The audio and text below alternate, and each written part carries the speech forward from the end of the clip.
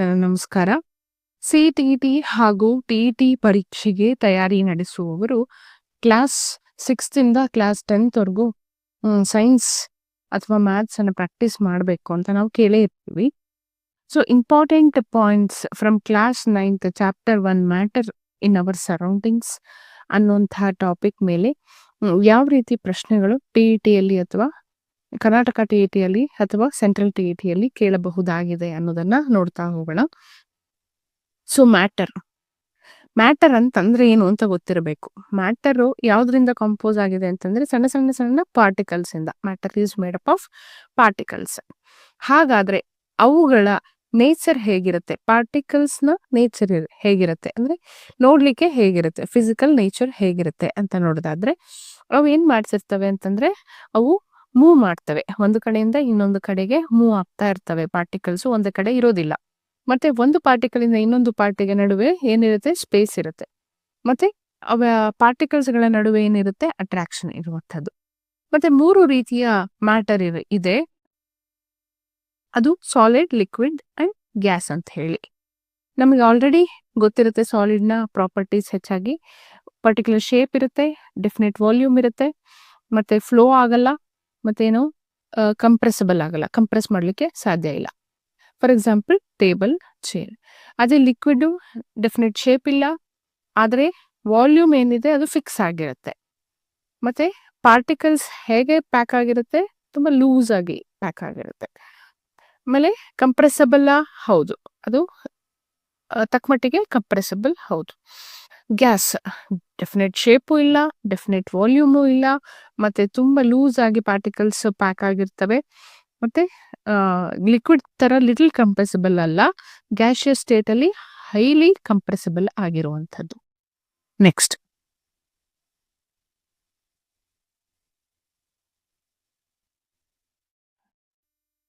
ಯಾವುದರಿಂದ ನಾವು States of matter ಅನ್ನ ಒಂದು ಸ್ಟೇಟ್ ಇಂದ ಇನ್ನೊಂದು ಸ್ಟೇಟಿಗೆ ಚೇಂಜ್ ಮಾಡ್ಬೋದು ಅಂತ. ಒಂದು, ಟೆಂಪರೇಚರ್ನ ಚೇಂಜ್ ಮಾಡಿದಾಗ ಮ್ಯಾಟರ್ ಸ್ಟೇಟ್ ಚೇಂಜ್ ಆಗುತ್ತೆ, ಇಲ್ಲ ಪ್ರೆಷರ್ನ ಚೇಂಜ್ ಮಾಡಿದಾಗ. ಟೆಂಪರೇಚರ್ ಅಂದ ಕೂಡಲೇ 2 ಕಂಡೀಷನ್ಸ್ ಬರುತ್ತೆ. ಒಂದು ಇನ್ಕ್ರೀಸ್ ಇನ್ ಟೆಂಪರೇಚರ್ ಅಥವಾ ಡಿಕ್ರೀಸ್ ಇನ್ ಟೆಂಪರೇಚರ್. ನೀವು ಟೆಂಪರೇಚರ್ನ ಜಾಸ್ತಿ ಮಾಡಿದ್ರಿ ಅಂತಂದ್ರೆ ಫ್ಯೂಷನ್ ಅಥವಾ ಮೆಲ್ಟಿಂಗ್ ಆಗುತ್ತೆ. ಫಾರ್ ಎಕ್ಸಾಂಪಲ್ ಸಾಲಿಡ್ ಏನಾಗುತ್ತೆ, ಲಿಕ್ವಿಡ್ ಆಗಿ ಮೆಲ್ಟ್ ಆಗುವಂಥದ್ದು ಯಾವಾಗ ಟೆಂಪರೇಚರ್ನ ಜಾಸ್ತಿ ಮಾಡಿದಾಗ. ವಾಟ್ ಈಸ್ ಮೆಲ್ಟಿಂಗ್ ಪಾಯಿಂಟ್ ಅಂತಂದ್ರೆ ಒಂದು ಪರ್ಟಿಕ್ಯುಲರ್ ಟೆಂಪರೇಚರ್ ಅಲ್ಲಿ ಸಾಲಿಡ್ ಲಿಕ್ವಿಡ್ ಆಗಿ ಕನ್ವರ್ಟ್ ಆಗ್ತಿದೆ ಅಂತಂದ್ರೆ ಆ ಪರ್ಟಿಕ್ಯುಲರ್ ಟೆಂಪರೇಚರ್ ನಾವು ಮೆಲ್ಟಿಂಗ್ ಪಾಯಿಂಟ್ ಅಂತ ಕರಿತೀವಿ. ನೆಕ್ಸ್ಟ್,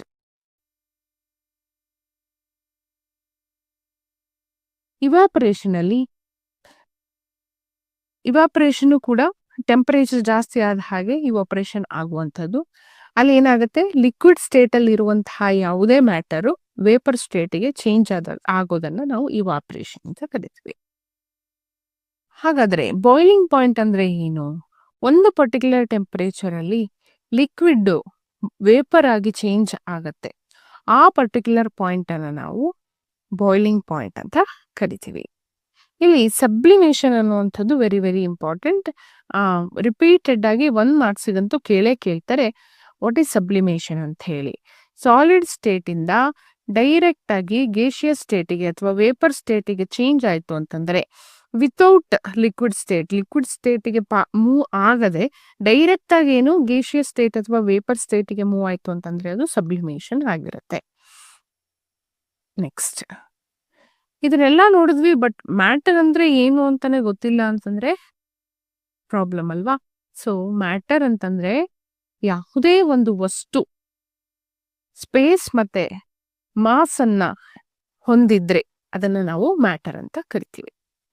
ನೋಡಿ, ನಾನು ಆಗ್ಲೇ ಹೇಳಿದ ಹಾಗೆ ಮ್ಯಾಟರ್ ಏನಾಗ್ತಾ ಇರುತ್ತೆ, ಕಂಟಿನ್ಯೂಸ್ ಆಗಿ ಮೂವ್ ಆಗ್ತಾ ಇರುತ್ತೆ. ಈಗ ಒಂದು ಪ್ರಶ್ನೆ ಕೇಳ್ತಾರೆ, ಏನಪ್ಪಾ ಅಂತಂದ್ರೆ ಟೆಂಪರೇಚರ್ನ ಜಾಸ್ತಿ ಮಾಡಿದಾಗ ಪಾರ್ಟಿಕಲ್ಸ್ ನ ಮೂವ್ಮೆಂಟ್ ಏನಾಗುತ್ತೆ ಅಂತ ಕೇಳ್ತಾರೆ. ಜಾಸ್ತಿ ಆಗುತ್ತಾ ಕಡಿಮೆ ಆಗುತ್ತಾ ಅಷ್ಟೇ ಹೇಳಿದ್ರೆ ಆಯ್ತು. ಏನಾಗುತ್ತೆ, ಪಾರ್ಟಿಕಲ್ಸ್ ಕೈನೆಟಿಕ್ ಎನರ್ಜಿ ಕೊಟ್ಟಂಗಾಗತ್ತೆ ನಾವು ಅಲ್ವಾ. ಕೈನೆಟಿಕ್ ಎನರ್ಜಿ ಜಾಸ್ತಿ ಆಗ್ತದೆ ಅಂತಂದ್ರೆ ಪಾರ್ಟಿಕಲ್ಸ್ ಮೂವ್ಮೆಂಟ್ ಏನಾಗುತ್ತೆ, ಜಾಸ್ತಿ ಆಗತ್ತೆ. ಪಾರ್ಟಿಕಲ್ಸ್ ನ ನಡುವೆ ಸ್ಪೇಸ್ ಜಾಸ್ತಿ ಇರುತ್ತೆ ಅಂತ ಹೇಳ್ದೆ. ಸೇ ಫಾರ್ ಎಕ್ಸಾಂಪಲ್ ನಿಮಗೊಂದು ಇಲ್ಲಿ ಆಕ್ಟಿವಿಟಿ ತೋರಿಸ್ತಾ ಇದ್ದಾರೆ. ವಾಟರ್ಗೆ ನಾವು ಸಾಲ್ಟ್ ಆಡ್ ಮಾಡ್ತಾ ಹೋಗ್ತೀವಿ. ಆಡ್ ಮಾಡಿದ ಹಾಗೂ ಏನೋ ಸ್ವಲ್ಪ ಹೊತ್ತು ಆಡ್ ಮಾಡಿ ಸ್ಟಿರ್ ಮಾಡ್ತೀರಾ ಏನಾಗ್ತಾ ಹೋಗುತ್ತೆ, ಸಾಲ್ಟ್ ಅನ್ನುವಂಥದ್ದು ವಾಟರ್ ಅಲ್ಲಿ ಕರಗ್ತಾ ಹೋಗುತ್ತೆ. ಇದರಲ್ಲಿ ಏನ್ ನಮಗೆ ತಿಳಿಯುತ್ತೆ ಅಂತಂದ್ರೆ, ವಾಟರ್ ಅಲ್ಲಿ ಇರುವಂತಹ ಸ್ಪೇಸ್ಗಳಲ್ಲಿ ಸಾಲ್ಟ್ ಹೋಗಿ ಸೇರ್ಕೊಳ್ಳುವಂಥದ್ದು. ಆಗ ಅದೇನಾಗತ್ತೆ, ಕಂಪ್ಲೀಟ್ ಆಗಿ ಡಿಸಾಲ್ವ್ ಆದ ಹಾಗೆ ಕಾಣುತ್ತೆ. ಓಕೆನಾ. Next, particles of matter attract each other. ಇನ್ನೊಂದು ಪ್ರಾಪರ್ಟಿ ಏನು ಅಂತಂತಂದ್ರೆ, ಅವು ಒಂದಕ್ಕೊಂದು ಅಟ್ರಾಕ್ಟ್ ಆಗ್ತವೆ. ಫೋರ್ಸ್ ಆಫ್ ಅಟ್ರಾಕ್ಷನ್ ಇರೋದ್ರಿಂದ ಆ ಪಾರ್ಟಿಕಲ್ಗಳು ಒಂದಕ್ಕೊಂದು ಅಂಟ್ಕೊಂಡು ಇರುವಂಥದ್ದು. ಇಲ್ಲಿ ನಿಮಗೆ ಪ್ರಶ್ನೆ ಹೇಗೆ ಕೇಳ್ತಾರೆ ಅಂತಂದ್ರೆ, ಯಾವುದ್ರಲ್ಲಿ ಫೋರ್ಸ್ ಆಫ್ ಅಟ್ರಾಕ್ಷನ್ ಜಾಸ್ತಿ ಇರುತ್ತೆ, ಲಿಕ್ವಿಡ್ ಸ್ಟೇಟ್ ಅಲ್ಲ, ಸಾಲಿಡ್ ಸ್ಟೇಟ್ ಅಲ್ಲ, ಅಥವಾ ಗ್ಯಾಸಿಯಸ್ ಸ್ಟೇಟ್ ಅಲ್ಲ ಅಂತ ಕೇಳಿದಾಗ ಯಾವುದ್ರಲ್ಲಿ ಅತಿ ಹೆಚ್ಚಿರುತ್ತೆ, ಸಾಲಿಡ್ ಸ್ಟೇಟ್ ಅಲ್ಲಿ ಅತಿ ಹೆಚ್ಚು ಫೋರ್ಸ್ ಆಫ್ ಅಟ್ರಾಕ್ಷನ್ ಇರುವಂಥದ್ದು. ನೆಕ್ಸ್ಟ್,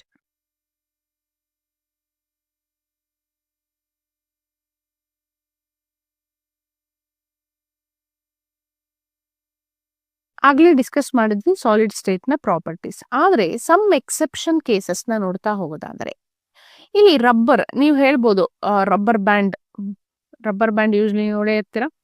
ಅದನ್ನ ನಾವೇನಂತ ಕನ್ಸಿಡರ್ ಮಾಡ್ತೀವಿ, ಸಾಲಿಡ್ ಅಂತ ಕನ್ಸಿಡರ್ ಮಾಡ್ತೀವಿ. ಆದ್ರೆ ಅದರ ಇದು ಶೇಪ್ ಅವಾಗ ಚೇಂಜ್ ಆಗ್ತಿರುತ್ತಲ್ವಾ. ನಾವು ಫೋರ್ಸ್ ಅನ್ನ ಅಪ್ಲೈ ಮಾಡಿದ್ರೆ ರಬ್ಬರಿಗೆ, ಅದರ ಶೇಪ್ ಏನಾಗುತ್ತೆ, ಚೇಂಜ್ ಆಗುತ್ತೆ. ಬಟ್ ಆ ಫೋರ್ಸ್ ಅನ್ನ ನೀವು ರಿಮೂವ್ ಮಾಡಿದಾಗ ಏನಾಗುತ್ತೆ, ಮತ್ತೆ ಯೂಶಲಿ ಇದ್ದಂತ ಶೇಪಿಗೆ ವಾಪಸ್ ಬರುತ್ತಲ್ವಾ. ಹಾಗೇನೆ ತುಂಬಾ ಫೋರ್ಸ್ ಅಪ್ಲೈ ಮಾಡಿದ್ರೆ ಏನಾಗುತ್ತೆ, ಅದು ಬ್ರೇಕ್ ಆಗ್ಬಿಡುತ್ತೆ. ಸೊ ಅದನ್ನ ಫೋರ್ಸ್ ನ ತೆಗ್ದಾಗ ಅದು ವಾಪಸ್ ಸೇಮ್ ಪೊಸಿಷನ್ಗೆ ಹೋಗೋದ್ರಿಂದ ರಬ್ಬರ್ ಅನ್ನ ನಾವೇನಂತ ಕನ್ಸಿಡರ್ ಮಾಡ್ತೀವಿ, ಸಾಲಿಡ್ ಅಂತಾನೆ ಕನ್ಸಿಡರ್ ಮಾಡ್ತೀವಿ. Next, we can compress sponge as its pores are filled with air but it is solid. Sponge ಏನು, ಸ್ಪಾಂಜು ಅಲ್ಲಿ ಹೋಲ್ಸ್ ಇರುತ್ತೆ. ಆ ಹೋಲ್ಸ್ ಅಲ್ಲಿ ಏನಾಗಿರುತ್ತೆ, ಗಾಳಿ ತುಂಬಿರುತ್ತೆ. ಬಟ್ ಆಲ್ಸೋ ಅದು ಏನ್ ಕನ್ಸಿಡರ್ ಆಗುತ್ತೆ, ಸಾಲಿಡ್ ಅಂತಾನೆ ಕನ್ಸಿಡರ್ ಆಗುವಂಥದ್ದು. ನೆಕ್ಸ್ಟ್, ಈ ಸಾಲ್ಟ್ ಮತ್ತೆ ಶುಗರ್ ಏನಿರುತ್ತಲ್ಲ, ನಾವು ಸಾಲ್ಟ್ ಯಾವ ಡಬ್ಬಿಗೆ ಹಾಕ್ತಿವೋ ಅದೇ ಶೇಪ್ ನ ತಗೊಂಡ್ಬಿಡುತ್ತೆ, ಶುಗರ್ನ ಯಾವ ಡಬ್ಬಿಗೆ ಹಾಕಿರ್ತೀವೋ ಅದೇ ಶೇಪ್ ನ ತಗೊಂಡ್ಬಿಡುತ್ತೆ ಅಂತ ಅನ್ಸ್ಬೋದು ನಿಮಗೆ. ಆದ್ರೆ ಒಂದ್ ಸಿಂಗಲ್ ಪಾರ್ಟಿಕಲ್, ಒಂದ್ ಸಿಂಗಲ್ ಸಾಲ್ಟ್ ಕ್ರಿಸ್ಟಲ್ ನ ತಗೊಳ್ಳಿ, ಅದ್ರ ಶೇಪ್ ಚೇಂಜ್ ಆಗುತ್ತಾ, ಇಲ್ಲ. ಒಂದ್ ಸಿಂಗಲ್ ಶುಗರ್ ಮಾಲಿಕ್ಯೂಲ್ ನ ತಗೊಳ್ಳಿ, ಅದ್ರ ಶೇಪ್ ಚೇಂಜ್ ಆಗುತ್ತಾ, ಇಲ್ಲ. ಓಕೆನಾ. ನೆಕ್ಸ್ಟ್, ಲಿಕ್ವಿಡ್ ಸ್ಟೇಟ್ ಆಲ್ರೆಡಿ ನಾವು ಪ್ರಾಪರ್ಟೀಸ್ ನ ತಿಳ್ಕೊಂಡೇ ಇರ್ತೀವಿ ಆಲ್ರೆಡಿ.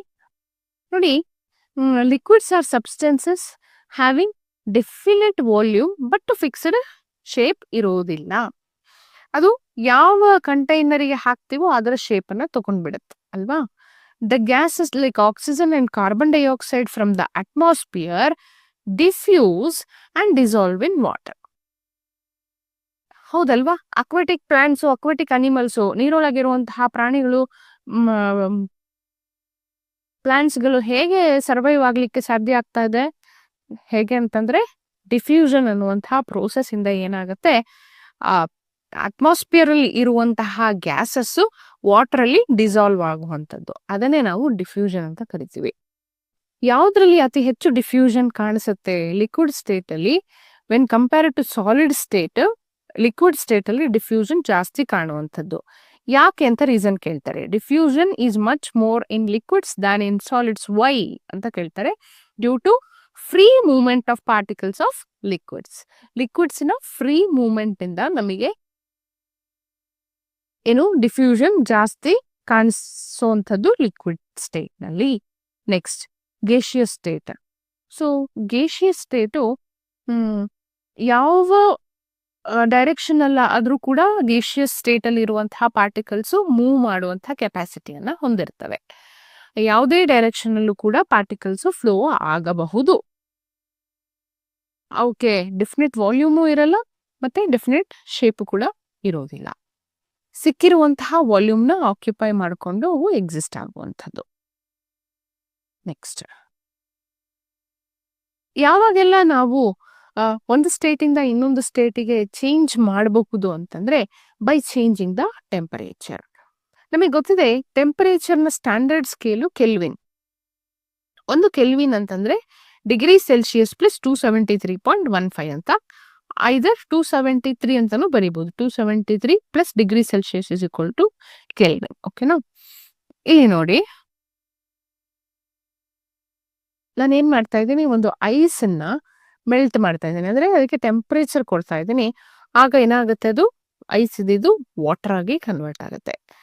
ಇಲ್ಲಿ ನೋಡಿ, ವಾಟರ್ ತಗೊಂಡಿದ್ದೀನಿ ಫನಲ್ ಅಲ್ಲಿ, ಇದನ್ನ ಬಾಯ್ಲ್ ಮಾಡ್ತಾ ಇದ್ದೀನಿ, ಹೀಟ್ ಕೊಡ್ತಾ ಇದ್ದೀನಿ ಅಂದ್ರೆ ಟೆಂಪರೇಚರ್, ವಾಟರ್ನ ನಾರ್ಮಲ್ ಟೆಂಪರೇಚರ್ ನಾನು ಚೇಂಜ್ ಮಾಡ್ತಾ ಇದ್ದೀನಿ, ಇನ್ಕ್ರೀಸ್ ಮಾಡ್ತಾ ಇದ್ದೀನಿ. ಆಗ ಏನಾಗುತ್ತೆ, ವೇಪರ್ ಆಗಿ ಅದು ಹೊರಗಡೆ ಬರುತ್ತೆ. Next,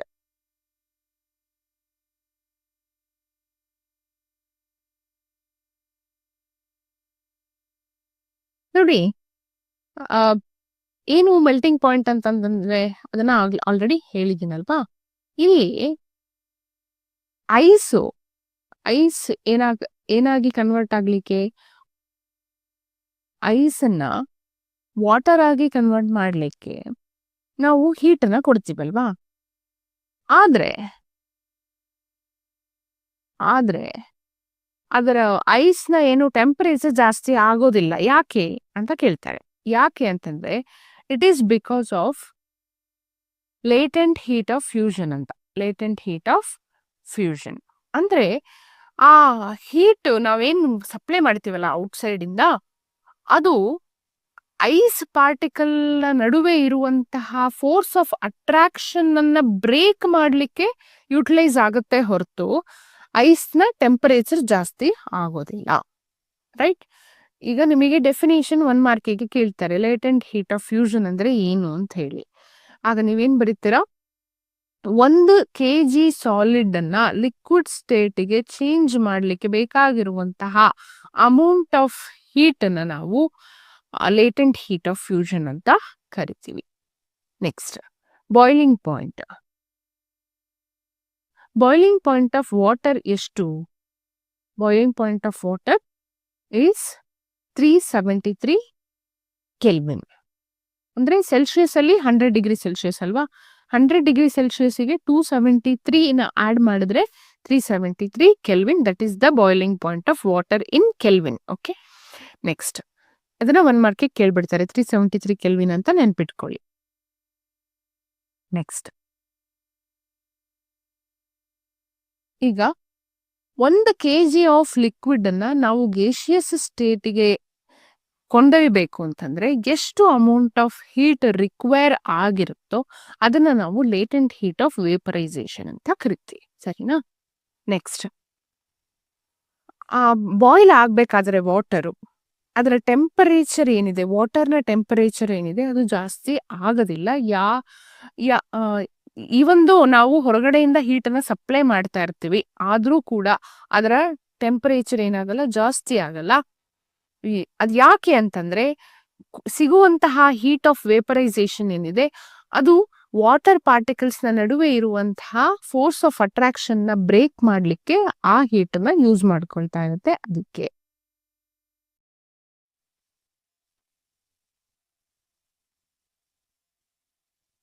next, energy of water vapor is much more than energy of water at 100 degrees Celsius.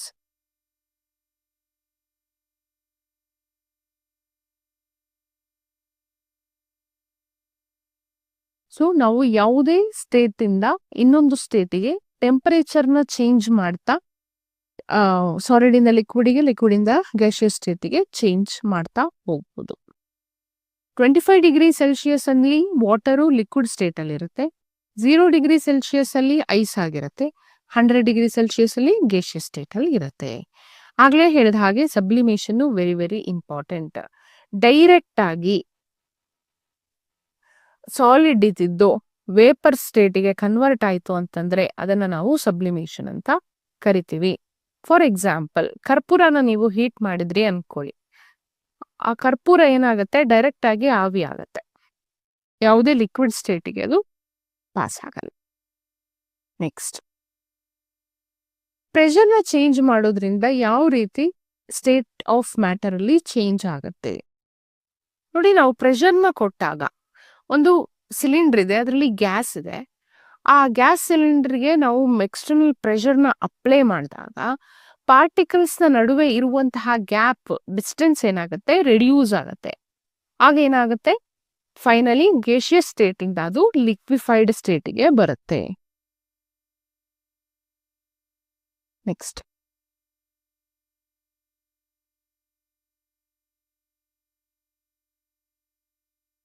Solid carbon dioxide ಇಲ್ಲಿ 1 ಮಾರ್ಕಿಗೆ ಕೇಳುವಂತ ಸಾಧ್ಯತೆ ಇದೆ. ವಾಟ್ ಈಸ್ ಡ್ರೈ ಐಸ್ ಅಂತ, what is the composition of dry ice ಅಂತ. Dry ice is nothing but solid carbon dioxide is changed into carbon dioxide gas directly without changing into liquid. So ಯಾವಾಗ ನಾವು ಪ್ರೆಷರ್ನ reduce ಮಾಡ್ತೀವೋ ಆಗ solid state ಅಲ್ಲಿ ಇರುವಂತಹ carbon dioxide ಏನಿದೆ ಅದು carbon dioxide gas ಆಗಿ ಆವಿಯಾಗುವಂಥದ್ದು. ಯಾವಾಗ ಪ್ರೆಷರ್ ಅನ್ನ ರಿಡ್ಯೂಸ್ ಮಾಡಿದಾಗ. ಇಲ್ಲಿ ಏನು ಟರ್ಮಿನಾಲಜೀಸ್ ಬರುತ್ತಲ್ಲ ಅದು ನೋಡ್ಕೊಳ್ಳಿ. ಇಲ್ಲಿ ಸಬ್ಲಿಮೇಷನ್ ಮಾತ್ರ ಕೇಳ್ತಾರೆ, ವೆರಿ ಇಂಪಾರ್ಟೆಂಟ್. ಬಿಟ್ರೆ ಕಂಡೆನ್ಸೇಷನ್ ಕೇಳ್ಬೋದು. ಕಂಡೆನ್ಸೇಷನ್ ಅಂತಂದ್ರೆ ಗೇಷಿಯಸ್ ಸ್ಟೇಟ್ ಇಂದ ಲಿಕ್ವಿಡ್ ಸ್ಟೇಟಿಗೆ ಕನ್ವರ್ಟ್ ಆದ್ರೆ ಅದನ್ನ ಕಂಡೆನ್ಸೇಷನ್ ಅಂತ ಕರಿತೀವಿ. ಅದೇ ರೀತಿ ಲಿಕ್ವಿಡ್ ಸ್ಟೇಟ್ ಇಂದ ಗೇಷಿಯಸ್ ಸ್ಟೇಟಿಗೆ ಕನ್ವರ್ಟ್ ಆದ್ರೆ ಅದನ್ನ ಇವಾಪರೇಷನ್ ಅಂತ ಕರಿತೀವಿ. ಸಾಲಿಡ್ ಇಂದ ಲಿಕ್ವಿಡ್ ಸ್ಟೇಟಿಗೆ ಹೋದ್ರೆ ಅದನ್ನ ಮೆಲ್ಟಿಂಗ್ ಅಂತ ಕರಿತೀವಿ. ಲಿಕ್ವಿಡ್ ಇಂದ ಸಾಲಿಡ್ ಸ್ಟೇಟಿಗೆ ಹೋದ್ರೆ ಅದನ್ನ ಫ್ರೀಸಿಂಗ್ ಅಂತ ಕರಿತೀವಿ. Next, evaporation. ಇವಾಪರೇಷನ್ ಅಂತಂದ್ರೆ ಒಂದು ಬಟ್ಟೆ ಒಣಗಿಸಿದೀವಪ್ಪ. ಯಾವ ತರ ಬಟ್ಟೆ? ಒದ್ದೆ ಬಟ್ಟೆ. ಆ ಒದ್ದೆ ಬಟ್ಟೆಯಲ್ಲಿ ಇರುವಂತಹ ವಾಟರ್ ಡ್ರಾಪ್ಲೆಟ್ ಏನಾಗತ್ತೆ ವೇಪರ್ ಸ್ಟೇಟಿಗೆ ಕನ್ವರ್ಟ್ ಆಗತ್ತೆ. ಯಾವಾಗ? ಸನ್ಲೈಟ್ ಅಂದ್ರೆ ಟೆಂಪರೇಚರ್, ಜಾಸ್ತಿ ಟೆಂಪರೇಚರ್ ಕೊಟ್ಟಾಗ ಆ ಬಟ್ಟೆಗೆ ಏನಾಗತ್ತೆ ವಾಟರ್ ಡ್ರಾಪ್ಲೆಟ್ ಇದು ಆವಿಯಾಗಿ ವೇಪರ್ ಸ್ಟೇಟಿಗೆ ಬರುತ್ತೆ. ಅದನ್ನೇ ನಾವು ಇವಾಪರೇಷನ್ ಅಂತ ಕರಿತೀವಿ. ಆದ್ರೆ ಅದು that will be below its boiling point. Boiling ಪಾಯಿಂಟ್ಗಿಂತ ಕಡಿಮೆ ಟೆಂಪರೇಚರ್ನ ಕೊಟ್ಟಿದ್ದಾಗ ಅದು ಏನಾಗುತ್ತೆ ಚೇಂಜ್ ಆಗುತ್ತೆ. ಯಾವುದರಿಂದ ಯಾವ ಸ್ಟೇಟಿಗೆ? ಲಿಕ್ವಿಡ್ ಸ್ಟೇಟಿಂದ ವೇಪರ್ ಸ್ಟೇಟಿಗೆ ಚೇಂಜ್ ಆಗುವಂಥದ್ದನ್ನ ಇವಾಪರೇಷನ್ ಅಂತ ಕರಿತೀವಿ. ನೋಡಿ, ಆಲ್ವೇಸ್ ಸರ್ಫೇಸ್ ಅಲ್ಲಿ ಇರುವಂತಹ ಲಿಕ್ವಿಡ್ಗೆ ಹೈಯರ್ ಕೈನೆಟಿಕ್ ಎನರ್ಜಿ ಇರುತ್ತೆ ದ್ಯಾನ್ ಅದರ್ಸ್. ಈ ಲೋಟದಲ್ಲಿ ನೀರಿದೆ ಅನ್ಕೊಳ್ಳಿ, ನೀರಿಲಿ ಸರ್ಫೇಸ್ ಅಲ್ಲಿ ಇರುವಂತಹ ವಾಟರ್ ಮಾಲಿಕ್ಯೂಲ್ ಏನಿದೆ ಅವುಗಳಿಗೆ ಏನಿರುತ್ತೆ ಹೈಯರ್ ಕೈನೆಟಿಕ್ ಎನರ್ಜಿ ಇರುತ್ತೆ when compare to this inside particles. ಓಕೆನಾ? So the force of attraction ನ ಬೇಗ ಬ್ರೇಕ್ ಮಾಡ್ಕೊಂಡು ಅದು ಬೇಗ ಏನಾಗುತ್ತೆ ಆವಿ ಆಗೋಗುತ್ತೆ, ಎಸ್ಕೇಪ್ ಆಗೋಗುತ್ತೆ. ನೆಕ್ಸ್ಟ್, ಯಾವೆಲ್ಲ ಫ್ಯಾಕ್ಟರ್ಸ್ ಎವಾಪರೇಷನ್ ಕಂಟ್ರೋಲ್ ಮಾಡ್ತವೆ? ಇದು ವೆರಿ ವೆರಿ ಇಂಪಾರ್ಟೆಂಟ್. ನೋಡಿ, ಸರ್ಫೇಸ್ ಏರಿಯಾ ಜಾಸ್ತಿ ಮಾಡಿದಾಗ, ನೀವು ಒದ್ದೆ ಬಟ್ಟೆನ ಗುಪ್ಪೆ ಮಾಡಿ ಒಣಗಿಸ್ಬಿಟ್ರೆ ಅದು ಬೇಗ ಒಣಗುತ್ತಾ, ಅಥವಾ ಫುಲ್ ಸ್ಪ್ರೆಡ್ ಮಾಡಿ ಒಣಗಿಸಿದಾಗ ಬೇಗ ಒಣಗುತ್ತಾ? ಸ್ಪ್ರೆಡ್ ಮಾಡಿ ಒಣಗಿಸ್ದಾಗಲ್ವಾ? ಸೊ ಸರ್ಫೇಸ್ ಏರಿಯಾ ಜಾಸ್ತಿ ಆದ ಹಾಗೆ ರೇಟ್ ಆಫ್ ಎವಾಪರೇಷನ್ ಜಾಸ್ತಿ ಆಗುತ್ತೆ. ನೆಕ್ಸ್ಟ್, ಟೆಂಪರೇಚರ್ ಜಾಸ್ತಿ ಆದ ಹಾಗೆ ಎವಾಪರೇಷನ್ ಜಾಸ್ತಿ ಆಗುತ್ತಾ? ಹೌದು. ಯಾಕೆ? ಕೈನೆಟಿಕ್ ಎನರ್ಜಿ ಆಫ್ ಪಾರ್ಟಿಕಲ್ಸ್ ಏನಾಗುತ್ತೆ, ಪಾರ್ಟಿಕಲ್ಸ್ ಕೈನೆಟಿಕ್ ಎನರ್ಜಿ ಏನಾಗುತ್ತೆ ಜಾಸ್ತಿ ಆಗುತ್ತೆ. ಪಾರ್ಟಿಕಲ್ಸ್ ಕೈನೆಟಿಕ್ ಎನರ್ಜಿ ಜಾಸ್ತಿ ಆದಾಗ ಎವಾಪರೇಷನ್ ಜಾಸ್ತಿ ಆಗುವಂಥದ್ದು. ಹ್ಯೂಮಿಡಿಟಿ. ಹ್ಯೂಮಿಡಿಟಿ ಅಂತಂದ್ರೆ ಏನು? ಅಟ್ಮಾಸ್ಫಿಯರ್ ಅಂದ್ರೆ ಏರ್ ಅಲ್ಲಿ ಇರುವಂತಹ water content. Water content already atmosphere ಅಲ್ಲಿ ಇದೆ. ಹಾಗಾದ್ರೆ ನಮ್ ಬಟ್ಟೆಲಿ ಇರುವಂತಹ ವಾಟರ್ ಡ್ರಾಪ್ಲೆಟ್ ನ ಹೊರಗಡೆ ಹೋಗ್ಲಿಕ್ಕೆ ಬಿಡುತ್ತಾ? ಬೇಗ ಆವಿಯಾಗಕ್ ಬಿಡುತ್ತಾ ಹ್ಯೂಮಿಡಿಟಿ? ಇಲ್ಲ. ಹ್ಯೂಮಿಡಿಟಿ ಜಾಸ್ತಿ ಇದ್ದಷ್ಟು ಇವಾಪರೇಷನ್ ಏನು less. Next, wind. Wind speed ಜಾಸ್ತಿ ಇತ್ತು ಅನ್ಕೊಳ್ಳಿ, ರೇಟ್ ಆಫ್ ಎವಾಪರೇಷನ್ ಕೂಡ ಜಾಸ್ತಿ ಇರುತ್ತೆ. ನೋಡಿ, ಎವಾಪರೇಷನ್ ಯಾವಾಗ್ಲೂ ಕೂಡ ಕೂಲಿಂಗ್ ಎಫೆಕ್ಟ್ ಅನ್ನ ಕೊಡುವಂಥದ್ದು.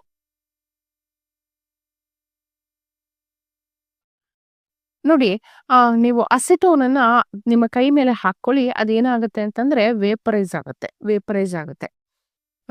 ಹೇಗೆ ವೇಪರೈಸ್ ಆಗುತ್ತೆ ಅಂತಂದ್ರೆ ನಿಮ್ಮ ಕೈಯಲ್ಲಿ ಇರುವಂತಹ ಹೀಟ್ ಅನ್ನ ಅಬ್ಸಾರ್ಬ್ ಮಾಡಿಕೊಂಡು ಅದೇನು ವೇಪರ್ ಆಗುವಂಥದ್ದು, ಲಿಕ್ವಿಡ್ ಸ್ಟೇಟಿಂದ ವೇಪರ್ ಸ್ಟೇಟಿಗೆ ಹೋಗುವಂಥದ್ದು. ಯಾವಾಗ ನಿಮ್ಮ ಬಾಡಿಯಲ್ಲಿರುವಂತಹ ಹೀಟನ್ನ ಅಬ್ಸಾರ್ಬ್ ಮಾಡ್ಕೊಳ್ಳುತ್ತೋ ಆಗ ಏನಾಗುತ್ತೆ, ನಿಮ್ಗೆ ಕೂಲ್ ಫೀಲಿಂಗ್ ಬರುವಂಥದ್ದು. ಈಗ ಜ್ವರ ಬಂತು ಅಂತ ಹೇಳಿ ನಾವು ಬಟ್ಟೆ ಇಡ್ತೀವಿ ಹಣೆಗಲ್ವಾ, ಅವಾಗ ಏನಾಗುತ್ತೆ, ನಮ್ಮ ಬಾಡಿಯಲ್ಲಿರುವಂತಹ ಹೀಟನ್ನ ಆ ಬಟ್ಟೆ ಎಳ್ಕೊಳತ್ತೆ. ಆಗ ನಮ್ಮ ಹಣೆಗೆ ಕೂಲಿಂಗ್ ಎಫೆಕ್ಟ್ ಸಿಗುವಂಥದ್ದು. ಸೊ ಇಲ್ಲಿಗೆ matter in our surroundings chapter ಮುಗ್ದಿದೆ. ಇಲ್ಲಿ ಸಣ್ಣ ಸಣ್ಣ ಮಲ್ಟಿಪಲ್ ಚಾಯ್ಸ್ನ ಕ್ವಶನ್ಸ್ ನೋಡ್ಬಿಡೋಣ. A few substances are arranged in the increasing order of force of attraction between the particles. Correct arrangement. Increasing order of force of attraction ಅಂದ್ರೆ ಕಡಿಮೆಯಿಂದ ಜಾಸ್ತಿ. Force of attraction ಯಾವುದ್ರಲ್ಲಿ? ಕಡಿಮೆ ಆಕ್ಸಿಜನ್ ಅಲ್ಲಿ. ನೆಕ್ಸ್ಟ್ ಹೈಯೆಸ್ಟ್ ವಾಟರ್ ಅಲ್ಲಿ. Next highest sugar. So option C is the correct answer. Next, which one of the following set of phenomenon would increase on rising the temperature? Temperature ಜಾಸ್ತಿ ಆದ ಹಾಗೆ ಯಾವುದು ಜಾಸ್ತಿ ಆಗ್ತಾ ಹೋಗುತ್ತೆ ಅಂತಂದ್ರೆ, ಇವಾಪರೇಷನ್ ಕೂಡ ಜಾಸ್ತಿ ಆಗ್ತಾ ಹೋಗುತ್ತೆ, ಸಾಲ್ಯುಬಿಲಿಟಿ ಕೂಡ ಜಾಸ್ತಿ ಆಗ್ತಾ ಹೋಗುತ್ತೆ, ಡಿಫ್ಯೂಷನ್ ಕೂಡ, ದೆನ್ ಕಂಪ್ರೆಷನ್ ಆಫ್ ಗ್ಯಾಸ್ ಕೂಡ. Next, the property to flow is unique to fluids. Which one of the following statement is correct ಅಂತ ಕೇಳ್ತಾ ಇದ್ದಾರೆ. ಇಲ್ಲಿ ಗ್ಯಾಸ್ ಮತ್ತೆ ಲಿಕ್ವಿಡ್ ಎರಡಕ್ಕೂ ಕೂಡ ಫ್ಲೂಯಿಡ್ ನೇಚರ್ ಇದೆ. Next, choose the correct statement of the following. Conversion of solid into vapors without passing through the liquid state is called sublimation. First statement correct ಇರುವಂತದ್ದು. Next, during summer water kept in an earthen pot becomes cool because of the phenomenon of evaporation. Evaporation ಇಂದ ಆ ನೀರು ತುಂಬಿರುವಂತಹ pot ಏನಿರುತ್ತೆ ಅದು cooling effect ಅನ್ನು ತೋರಿಸುವಂಥದ್ದು.